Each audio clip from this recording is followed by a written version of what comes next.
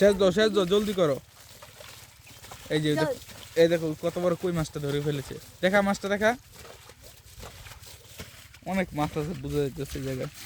এই যে মাছটা আপনাদের নিখুঁতভাবে দেখাচ্ছি মাছগুলা। আর অনেক কষ্ট করে পেঁয়াজ দিছে। এটা হচ্ছে সরকারি খাল, এখানে সবাই মাছ ধরতে পারে।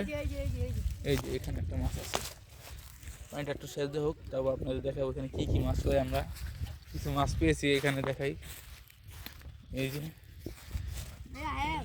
এই যে দেখছেন গাইস, একদম অরিজিনাল দেশি কইলা। এগুলো এখন পাওয়া যাচ্ছে না আমাদের। আর ওই অনেক কষ্ট করে সেচ দিছে, ওরা অনেক ভদ্র বলাবেন, ওরা এই কাজ করে খায় সেচ দিয়ে। এই যে কেমন একটা মাছ ধরবে, এই যে ধরে ফেলছে দেশি কইলা, অরিজিনাল দেশি এখানে মাছ। এই যে এগুলো এখন পাওয়া যায় না আমাদের দেশে। এক পদের খলিশা মাছ আছে যেগুলো চায়না কইলা বলে ওরা। কি কইলা রে এগুলা? লাঞ্চা কইলা বলে। বুঝলাম না ভাষাটা কোন দেশের ভাষা হতে পারে, আপনি বলতে পারলে কমেন্টে বললেন। এই যে উই অনেক চালাক লোক, উই মাছ ধরার সবাই শেষে মাছ দেখে রাখে কোন জায়গায় কোনটা মাছ ঢুকে আছে, সেগুলো বের করবে। না না না ফাইজলাম করো না, ফাইজলাম করো না। আমি বাকলে বাকতে আরেকবার কিছু করে দাও দাও। আর ওই যে ওরা ওখানে বাঁধ দিছে।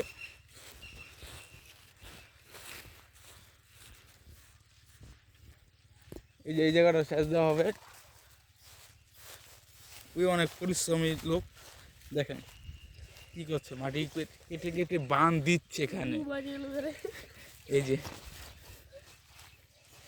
এই যে নৌকাটার মধ্যে অনেক কই মাছ আছে আমার জানা মতে। ওরা চেষ্টা করতেছে এই মাছগুলো ধরার জন্য, মাছ পেবে সফল হবে।